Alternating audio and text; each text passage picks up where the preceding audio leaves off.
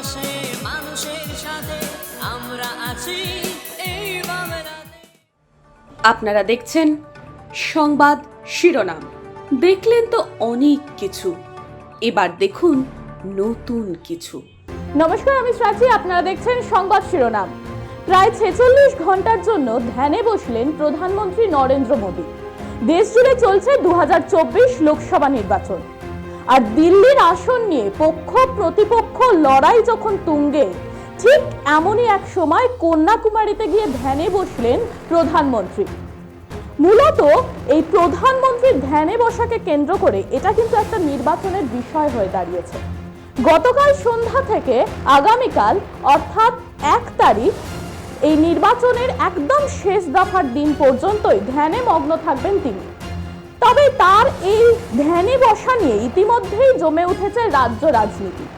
তবে তার এই ধ্যানে বসাকে কেন্দ্র করে এটা একটা নির্বাচনের বিষয় হয়ে দাঁড়িয়েছে। এই বিষয়টা কে তৈরি করেছে, তিনি নিজেই নাকি বিরোধীরা? এই নিয়েই উঠছে প্রশ্ন।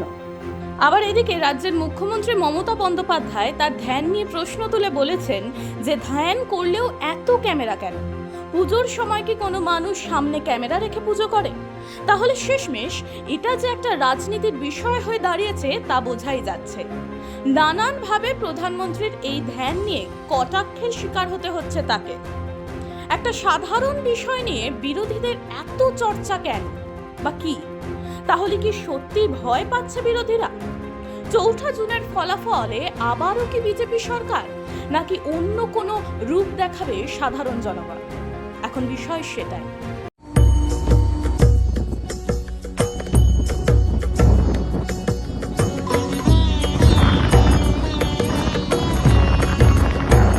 ब्रह्मा विष्णु महेश्वरस्य हृदयं वन्दे भास्करम्।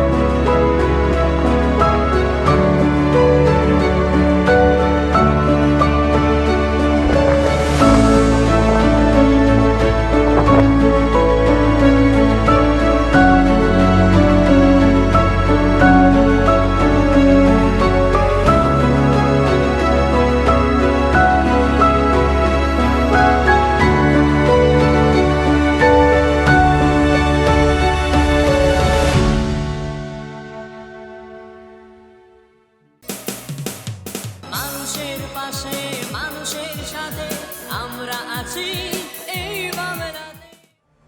আপনারা দেখছেন সংবাদ শিরোনাম। দেখলেন তো অনেক কিছু, এবার দেখুন নতুন কিছু।